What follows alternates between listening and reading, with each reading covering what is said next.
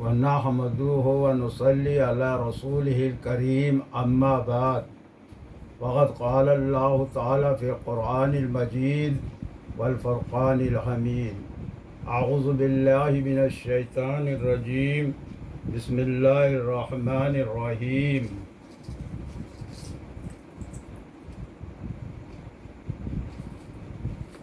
میرے بزرگوں اور دوستوں، میرے دینی بھائیوں اور بہنوں، دنیا کا سب سے اچھا، سب سے سچا، سب سے خوبصورت مذہب دین اسلام ہے، جو اللہ کی طرف سے بذریعہ جبرائیل امین کے ذریعے محمد صلی اللہ علیہ وسلم کے ذریعے آپ کی امت تک پہنچا۔ یہ دین جو آج آپ دیکھ رہے ہیں، یہ بالکل اس دین کے برعکس ہے جو اوریجنل دین ہے، جو کہ قرآن میں ہے۔ وہ یہ دین نہیں ہے جو ہمارے آگے پروسا جا رہا ہے، بالکل اس سے الگ ہے، بالکل اس سے الگ ہے یہ دین۔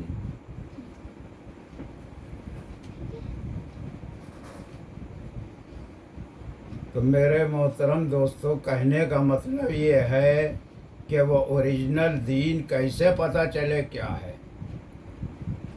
اب آپ خود سوچ سکتے ہیں، وہ دین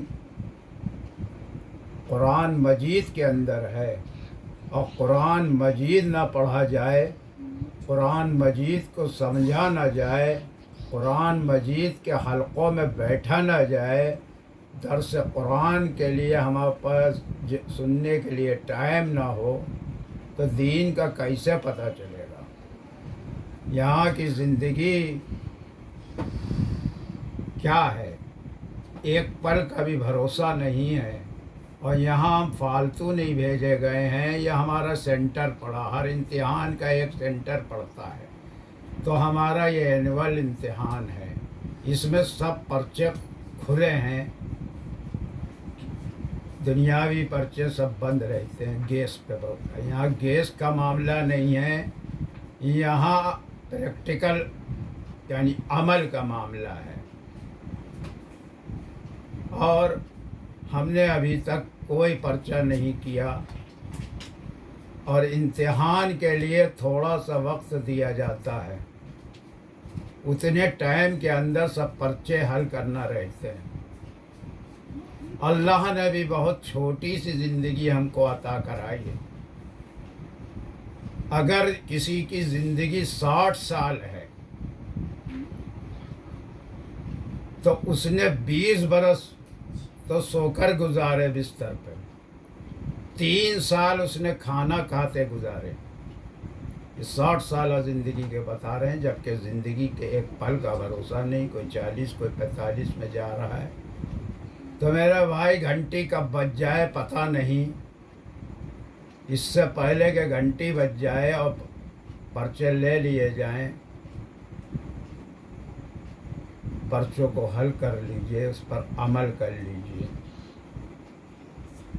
تو یہ قرآن جو ہے، اس کو بھی کچھ لوگ یہ سمجھتے ہیں کہ ہماری جاگیر ہے، ایسا نہیں ہے۔ یہ قرآن پورے عالم انسانیت کی ہدایت کے لیے نازل ہوا ہے، اور جناب حضرت محمد مصطفیٰ صلی اللہ علیہ وسلم نے اپنی نبوت سے وفات تک تمام عالم انسانیت کو اس کی دعوت دی ہے۔ یہ نہیں کہ کوئی خاص کو وقت دیا ہے، اور ان کا مین مشن ہی یہی تھا کہ پورے عالم، اللہ کا یہ مشن ہے، ان کا کیا کہ سارے عالم کے انسان اللہ ہی کے تو بندے ہیں، وہ کیا ہے کون سے مذہب میں ہوں، لیکن ان سب کو پیدا کرنے والا اللہ ہی تو ہے۔ تو اللہ یہ سگے سوتیلے کا معاملہ تو کر نہیں سکتا دنیا والوں کی طرح سے، انسانوں کی طرح کیسے، تو اسی کے سب بندے ہیں، وہ نہیں چاہتا کہ کوئی دوزخ میں جلے. سب کو موقع دیا, سب کو یہ سنانے کی چیز ہے, بتا اس کا پیغام دینے کی چیز ہے. آپ صلی اللہ علیہ وسلم جب دنیا سے تشریف لے جا رہے تھے, اس بات کو بھی بہت کم مولانا کہتے ہیں کہ آپ نے یہ کہا تھا اب یہ کام ہم اپنی امت پر چھوڑ کے جا رہے ہیں. کون سا کام چھوڑ کے جا رہے ہیں؟ کیا کرتے تھے آپ؟ کیسے کرتے تھے آپ؟ پتہ کریے. ہم کریں کچھ معمولی کچھ کریں اور نام کچھ دیں. ہم اصلاحی اگر تھوڑا کام کریں تو ہم اس کو نبیوں والا کام کہیں. نبیوں والا کام پتہ کریے کیا ہے. وہ پتہ چلے گا قرآن سے, تاریخ اسلام سے. 6 حدیثیں ہیں, بخاری شریف, مسلم شریف, داؤد شریف, نسائی شریف, ابن ماجہ شریف. یہ 6 حدیثیں 6 مانی گئیں جس پہ ہمارے اکابر ائمہ کی مہر لگی. ان کی صداقت قرآن کی طرح ہے سچ میں. یہ حدیثیں بھی کہیں نہیں دکھائی دیں گی آپ کو, کوئی پڑھتے ہوئے نہیں دکھائی دے گا. تو جتنی چیزوں سے اوریجنل اسلام کا پتہ چلے وہ سب کنارے کر دیا یہودیوں اور نصرانیوں نے, تاکہ ہماری اصلیت نہ کھل جائے قوم کے آگے. تو نہ وہ حدیثیں کوئی پڑھ کے سناتا ہے, نہ قرآن کا ترجمہ تفسیر. اسی لیے قرآن کو پس پش کر دیا کہ تاکہ ہمارے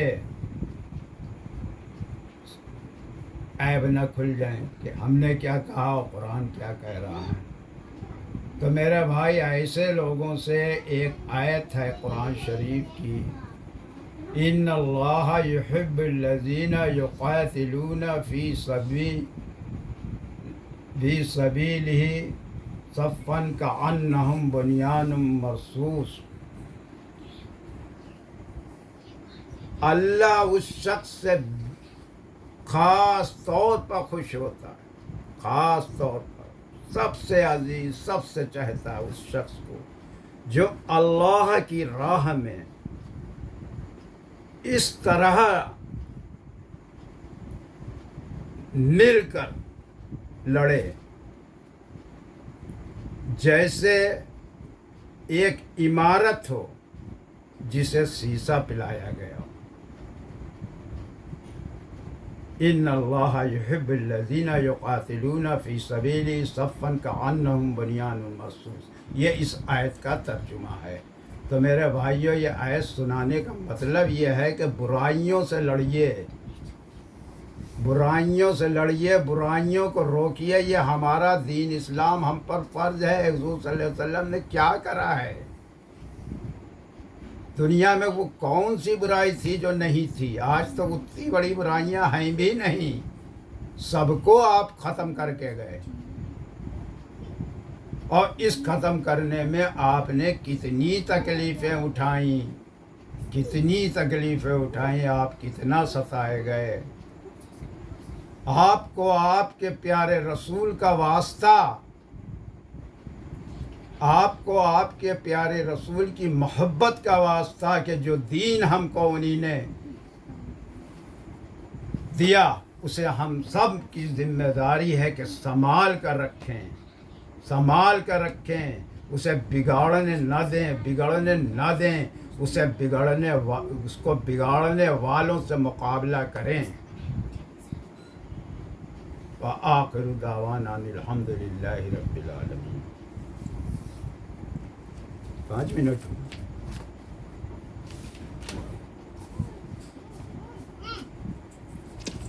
اب اگلا درس قرآن جو کل آیت پڑھی تھی اس کے آگے پڑھتا ہوں, اس کا ترجمہ تفسیر بتاتا ہوں. اعوذ باللہ من الشیطان الرجیم, بسم اللہ الرحمن الرحیم. مثلهم كمثل الذي استوقد نارا فلما أضاءت ما حوله ذهب الله بنورهم وتركهم في ظلمات لا يبصرون صم بكم عمي فهم لا يرجعون أو كصيب من السماء فيه ظلمات ورعد وبرق يجعلون أصابعهم في آذانهم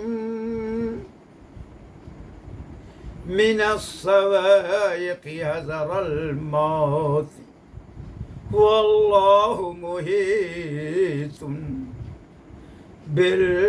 بالكافرين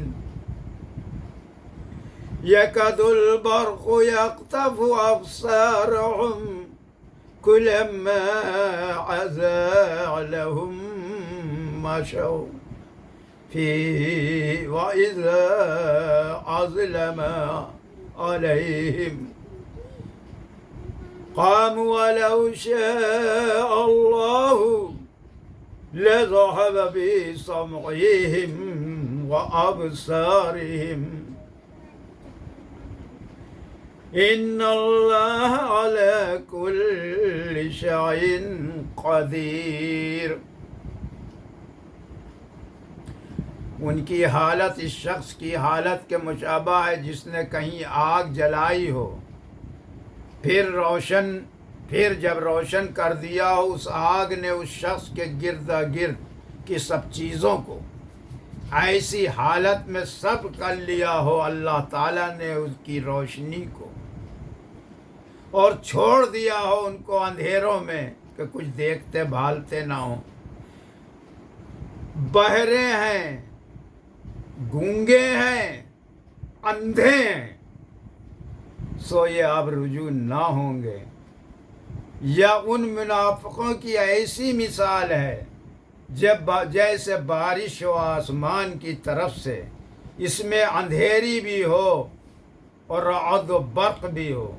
جو لوگ اس بارش میں چل رہے ہیں وہ ٹھوس لیتے ہیں اپنی انگلیاں اپنے کانوں میں کڑک کے سبب. اندیشہ موت سے اور اللہ تعالیٰ احاطہ میں لیے ہوئے ہیں. کافروں کو برق کی یہ حالت ہے کہ معلوم ہوتا ہے کہ ابھی ان کی بینائی اس نے لی جہاں ذرا ان کو بجلی کی چمک ہوئی تو اس کی روشنی میں چلنا شروع کیا، اور جب ان پر تاریکی ہوئی یعنی اندھیرا، پھر کھڑے کے کھڑے رہ گئے. اور اگر اللہ تعالیٰ ارادہ کرے تو ان کے گوش چشم سلب کر لیتے. بلا شک اللہ تعالیٰ ہر چیز پر قادر ہے. منافقین کی دو قسمیں ہیں اور ان کی مثالیں. جناب حضرت محمد مصطفیٰ صلی اللہ علیہ وسلم کے زمانے میں منافقین دو قسم کے تھے. ایک تو وہ جو دل سے اسلام کے پکے دشمن تھے اور دل کھول کر کفر اختیار کیے ہوئے تھے، مگر بظاہر زبان سے مسلمانوں کے ساتھ ہونے اور مسلمانوں کے ہمدرد اور رفیق ہونے کا دعویٰ کرتے تھے. دوسرے وہ جو طبیعت کے کمزور اور دل کے کچے تھے اور اسلام کے حق ہونے میں کبھی کبھی تردد ہوتا تھا اور کبھی اسلام کی خوبیاں دیکھ کر کچھ ادھر میلان ہونے لگتا تھا. مگر جب اغراض نفسانی کا غلبہ ہوتا اور ذاتی دنیاوی مفاد پیش نظر ہوتا تو پھر وہ دلی میلان مبدل با انکار ہو جاتا. قرآن کریم نے ان آیات میں ان دونوں قسم کے منافقین کی مثالیں دی ہیں. پہلی قسم کے منافقین کی حالت اس شخص کی حالت کے مشابہ ہے جس نے سخت اندھیری رات میں کہیں آگ جلائی ہو اور اس آگ کی روشنی سے ارد گرد کی تمام چیزیں روشن ہو گئیں اور اس قابل ہو گیا ہو کہ ارد گرد میں نفع نقصان کی چیزوں میں فرق کر سکے، مگر اچانک اس کی آگ کی روشنی اللہ تعالیٰ نے چھین لی ہو کہ اب اسے کچھ دکھائی نہیں دیتا اور وہ روشنی کے باوجود अंधों की तरह देखभाल नहीं सकता। तो जिस तरह ये शख्स रोशनी होने के बाद अंधेरे में रह गया, इसी तरह मुनाफिकीन बावजूद नूर हक वाज़े होने के जुल्मत ज़लालत में जा फंसे, और इस तरह जहालत और ज़लालत के अंधेरे में फंसकर उनकी यह हालत हो गई कि गोया बहरे हैं, गूंगे हैं, अंधे हैं। उनके कान हक बात सुनने के काबिल ना रहे और ज़बान उनकी हक बात कहने के लायक ना रही, और आंखें हक देखने के काम की ना रही। तो ऐसी हालत में इनके हक की तरफ रुजू होने की क्या उम्मीद है? यानी खुदा ताला ने हिदायत की मशल जलाई और रसूल करीम सल्लल्लाहु अलैहि वसल्लम को मबूस फरमाकर दीन इस्लाम को रोशन किया, तो मखलूक को इस रोशनी में मंजिल मकसूद का रास्ता मालूम हो गया।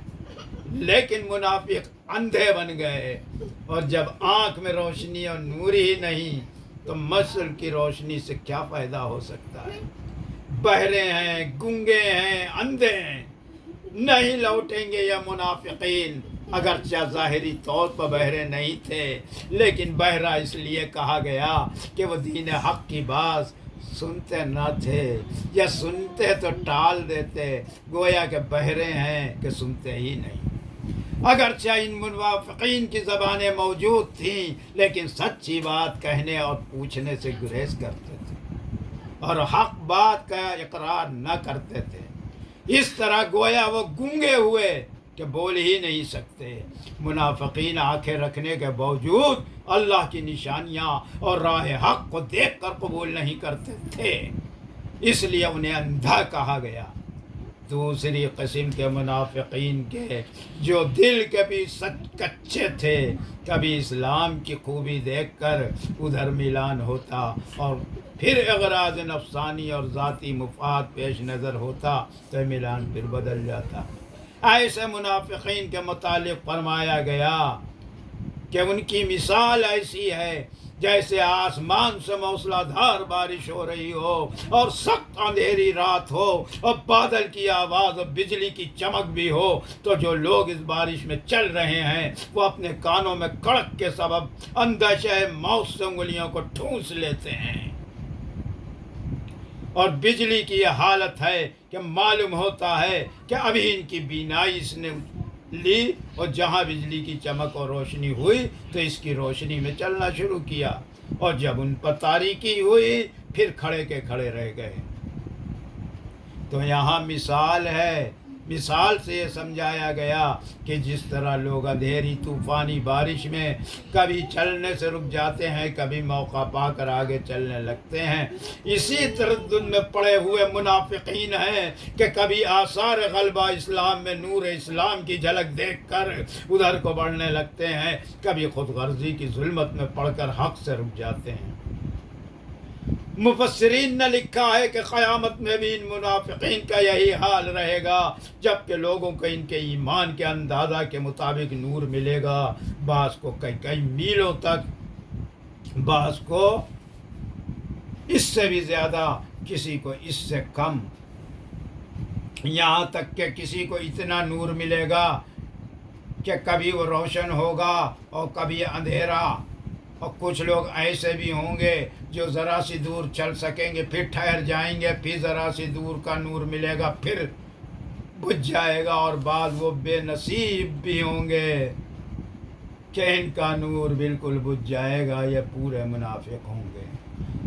मुनाफिकीन को तंबी और गर्ज़ मुनाफिकीन की दोनों मिसालें बयान फरमाकर आखिर में इनको एक धमकी दी जाती है और तंबीह की जाती है कि इन्नल्लाह अला कुल्ली शैइन क़दीर, वो सब के सब अल्लाह ताला के अहाते कुदरत से बाहर नहीं। इनकी ख़वासतों, शरारतों, मुनाफिकाना रवैये में पर हर वक्त और हाल में वो हलाक, वो तबाह, वो बर्बाद किए जा सकते हैं, और इनके देखने और सुनने की ताकतें भी सल्ब की जा सकती हैं, क्योंकि کیونکہ اللہ تعالیٰ ہر چیز پر قادر ہے، اس لیے حق کو چھوڑ کر ان کو مطمئن نہ ہو جانا چاہیے، بلکہ اللہ کی قدرت سے ڈرنا اور خوف کھانا چاہیے کہ وہ ہر وقت اور ہر حال میں سزا دے سکتا ہے۔ اس وقت کے مسلمانوں کو بھی غور کرنا چاہیے کہ خدا نخواستہ ہماری حالت تو کسی درجے میں منافقین سے مشابہت تو نہیں رکھتی۔ دعا کیجئے اللہ تبارک و تعالی ہم کو سچا اسلام اور ایمان کامل نصیب فرمائیں، اور ہر طرح کی منافقانہ خصلتوں سے ہمارے نفوس کو پاک رکھیں، اور اپنے نور ہدایت سے ہمارے قلوب کو منور فرمائیں۔ آمین۔ وآخر دعوانا ان الحمد للہ رب العالمین۔